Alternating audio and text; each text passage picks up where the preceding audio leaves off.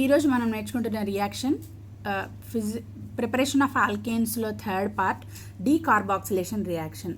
Very important reaction, ఎందుకంటే ఈ decarboxylation reaction వల్ల మనం మీథేన్ని తయారు చేయగలం. ఇప్పటివరకు నేర్చుకున్న ఫస్ట్ సెకండ్ పార్ట్లో వుడ్స్ రియాక్షన్ వల్ల కానీ కోల్బే ఎలక్ట్రాలిసిస్ వల్ల కానీ మనకు మీథేన్ ఫార్మ్ అవ్వదు అని చెప్తున్నాం.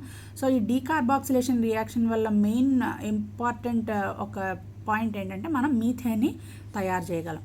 సో డీకార్బాక్సిలేషన్ ఏంటంటే రిమూవల్ ఆఫ్ CO2. మనం తీసుకున్న రియాక్టెంట్లోంచి CO2 అనేది బయటకు వచ్చేసి ఆల్కేన్ ఫార్మ్ అవుతుంది.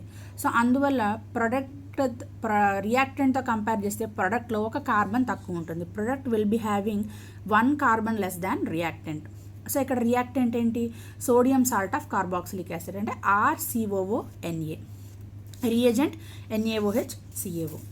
సో ఇక్కడ CH3COONA plus NaOH in presence of CaO heat అంటే సోడియం సాల్ట్ ఆఫ్ కార్బాక్సిలిక్ యాసిడ్ని CaO NaOH సమక్షంలో వేడి చేస్తే మనకు వచ్చే compound methane plus Na2CO3. So ఇక్కడ తీసుకున్నారనుకోండి, sodium salt of carboxylic acid COONA కదా, ఈ COO బయటకు వచ్చేసింది అనుకుందాం. CH3 ఇక్కడ ఉంది కదా, ఆల్కైల్ గ్రూప్ ఏది ఉందో దానికి ఒక హైడ్రోజన్ యాడ్ అవుతుంది ప్రొడక్ట్లో, అంతే. సో ఇక్కడ CH3 ఉందనుకోండి, CH4 product. CH3CH2 alkyl group ఉందనుకోండి, CH3CH3 ఈథేన్ ప్రొడక్ట్. ఇక్కడ ఈథైల్ గ్రూప్ ఉంటే ఈథేన్ ప్రొడక్ట్, ప్రొపైల్ గ్రూప్ ఉంటే ప్రొపేన్ ప్రొడక్ట్, అలా అనమాట. ఈ కార్బన్ మాత్రం, ఈ COO దగ్గర ఉన్న కార్బన్ మాత్రం మనకి బయటకు వచ్చేసి Na2CO3లోకి వచ్చేసింది. ఇది ఫర్దర్గా డికంపోజ్ అయ్యి మనకి CO2 గ్యాస్ అనేది ఫార్మ్ అవుతుంది. Next reduction reaction. ఇక్కడ మనం కొన్ని రెడ్యూసింగ్ ఏజెంట్లు తీసుకున్నాం. ZnHCl, Zn carboxylic acid, ZnCu couple, C2H5OH, lithium aluminium hydride, sodium borohydride, triphenyl tin hydride, concentrated HA red phosphorus. ఇవన్నీ కూడా మనకి రెడ్యూసింగ్ ఏజెంట్స్. అంటే ఆల్కైల్ హ్యాలైడ్ని తీసుకొని నేను జింక్ ఎస్టిక్ యాసిడ్ వేసాను అనుకోండి, నాకు వచ్చే ప్రొడక్ట్ ఆల్కేన్ అనమాట. సో అదే ఇక్కడ నేను చెప్పాను. ఆల్కైల్ హ్యాలైడ్ తీసుకొని ZnCH3COOH ఈ రియేజెంట్ వేస్తే ఈ హాలోజన్ బయటకు వచ్చేసి హైడ్రోజన్ యాడ్ అవుతుంది. సో ఇక్కడ కూడా అంతే, primary, secondary, tertiary alkyl halide తీసుకొని TPH ట్రైఫినైల్ టిన్ హైడ్రైడ్తో రియాక్షన్ జరిపిస్తే మనకు వచ్చే ప్రొడక్ట్ ఏంటి? ఆల్కేన్స్ అనే ప్రొడక్ట్. ఇది ట్రైఫినైల్ టిన్ హైడ్రైడ్ యొక్క స్ట్రక్చర్ ఇది. సో ఇది హైడ్రోజన్ రాడికల్ అన్నది మనకి ఆల్కైల్ రాడికల్తో కంబైన్ అయ్యి ఫైనల్గా మనకి ఆల్కేన్ అన్నది ప్రొడక్ట్గా వస్తుంది. అంటే హైడ్రోజన్ ఆల్కైల్ రాడికల్ ప్లస్ మనకి రియేజెంట్లోంచి వచ్చే హైడ్రోజన్ రాడికల్ కంబైన్ అయ్యి ఫైనల్గా మనకి ఆల్కేన్ అన్నది ఫార్మ్ అవుతుంది. నెక్స్ట్ మనం ఆల్కహాల్స్, ఆల్డిహైడ్స్, కీటోన్స్, యాసిడ్స్ ఇవన్నిటినీ కూడా కాన్సన్ట్రేటెడ్ HI రెడ్ ఫాస్ఫరస్ సమక్షంలో హీట్ చేస్తే మనకి వచ్చే ప్రొడక్ట్ ఆల్కేన్స్. సో ఇక్కడ వచ్చేటప్పటికి ROH తీసుకుంటే RH వచ్చింది, RC⋯OH ఆల్డిహైడ్ తీసుకుంటే మనకు వచ్చేది ఆల్కేన్ వచ్చింది. ఇక్కడ కూడా అంతే, ఆల్డిహైడ్ తీసుకుంటే మనకి, అంటే ఇక్కడ 3 కార్బన్స్ ఉన్నాయనుకోండి, ఇది ఫర్ ఎగ్జాంపుల్ ఇది CH3 అయితే మనకి టోటల్ ప్రోడక్ట్లో 3 కార్బన్స్ ఉంటాయి. అంటే ఇదేంటి? N propane. ఓకే, ఇక్కడికి వచ్చేటప్పటికి CH3COH తీసుకున్నాను అనుకోండి, కాన్సన్ట్రేటెడ్ HI రెడ్ ఫాస్ఫరస్ అంటే మొత్తం ఏమైపోతుంది? ఆక్సిజన్లు అన్నీ పోయి ఈథేన్ అన్నది ఫార్మ్ అవుతుంది.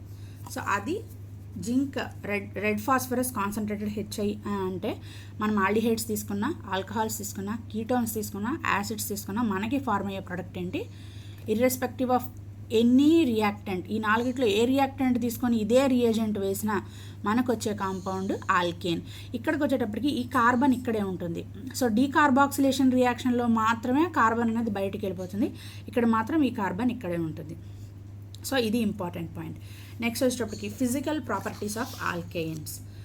ఫిజికల్ ప్రాపర్టీస్ ఆఫ్ ఆల్కేన్స్లో లోవర్ నెంబర్ ఆఫ్ ఆల్కేన్స్ అనేవి గ్యాసెస్గా ఎగ్జిస్ట్ అవుతాయి.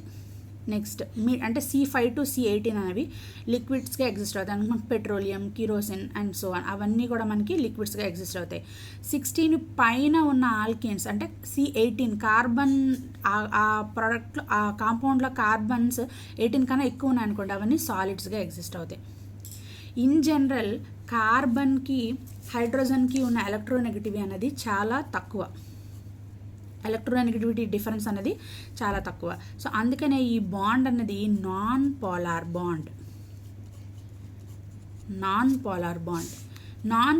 బాండ్ అయితే ఈ బాండ్ని కనుక మనం బ్రేక్ చేస్తే, అంటే క్లీవేజ్ చేస్తే ఒకే యాటమ్స్ అని చెప్తున్నాం కదా, ఇంచుమించుగా ఎలక్ట్రోనెగటివిటీస్ దగ్గరగా ఉన్నాయంటే ఆ రెండు ఒకలాంటి యాటమ్స్. ఒకలాంటి యాటమ్స్ మధ్యన బాండ్ క్లీవేజ్ అయితే మనకి ఫార్మ్ అయ్యే ఇంటర్మీడియట్స్ ఏంటి? Free radicals. అందుకే చూడండి, నేను ఏ రియాక్షన్ చెప్పినా వాటి ఇంటర్మీడియట్స్లో ఏమని చెప్తున్నాను, ఆల్కేన్స్లో ఫ్రీ రాడికల్స్ అనే చెప్తున్నాను. ఎందుకంటే ఈ బాండ్ బ్రేక్ అయితే మనకు ఫార్మ్ అయ్యి ఫ్రీ రాడికల్స్ అయితే carbon radical, hydrogen radical form అవుతాయి. సో అందుకనేవి ఈ బాండ్ అనేది నాన్ పోలార్ కాబట్టి మనకు ఫార్మ్ అయ్యేది ఫ్రీ రాడికల్స్. ఇవి next with increase in carbon atoms boiling point increases. Carbon atoms పెరుగుతున్న కొద్దీ అంటే CH3, CH2 ఇలా కార్బన్ ఆటమ్స్ పెరుగుతున్న కొద్దీ మనకి ఎనర్జీ ఎక్కువ అవ్వాలి కార్బన్కి కార్బన్ హైడ్రోజన్స్కి బాండ్ బ్రేక్ చేయడానికి. ఎప్పుడైతే మనం ఎక్కువ ఎనర్జీ ఇవ్వాల్సి వస్తుందో ఏం చేయాలి? టెంపరేచర్ పెంచాలి. టెంపరేచర్ పెంచి అది ఎక్కువ టెంపరేచర్ దగ్గర ఆ బాండ్స్ అనేవి బ్రేక్ అవుతాయి. అంటే దాని బాయిలింగ్ పాయింట్ ఏమైపోతుంది? పెరిగిపోతుంది కదా. అంటే మీరు కార్బన్స్ పెంచే కొద్దీ, ఇప్పుడు నేను ఫర్ ఎగ్జాంపుల్ బ్యూటైన్ తీసుకున్నాను, పెంటైన్ తీసుకున్నాను, హెక్సేన్ తీసుకున్నాను.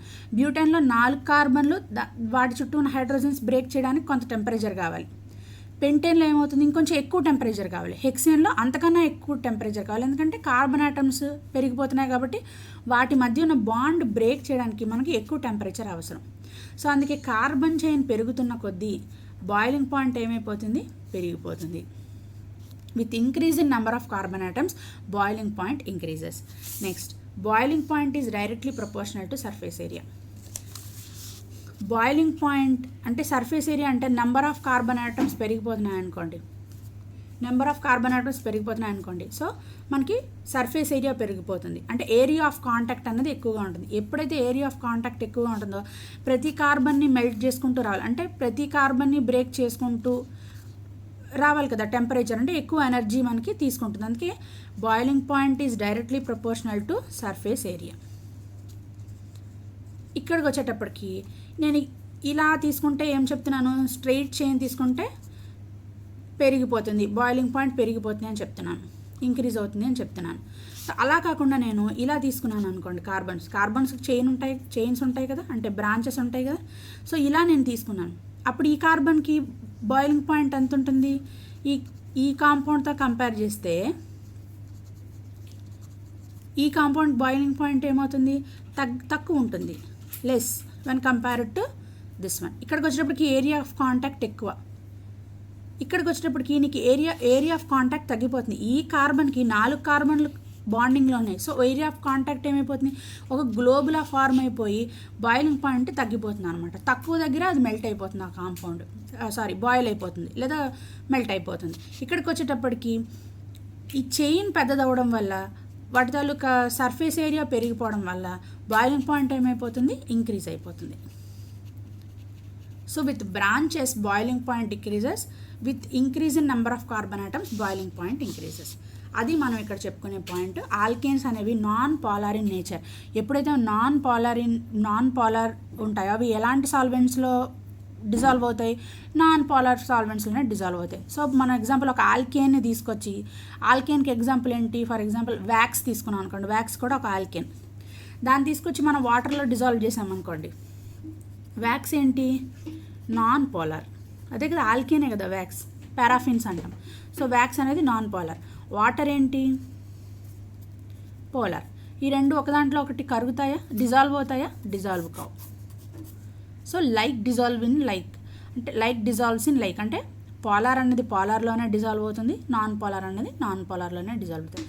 సో దీన్ని బట్టి ఫిజికల్ ప్రాపర్టీస్లోంచి మనం ఏం తెలిసింది అంటే alkanes are non polar in nature, they are insoluble in water. Next మనం నేర్చుకోబోయేది కెమికల్ ప్రాపర్టీస్.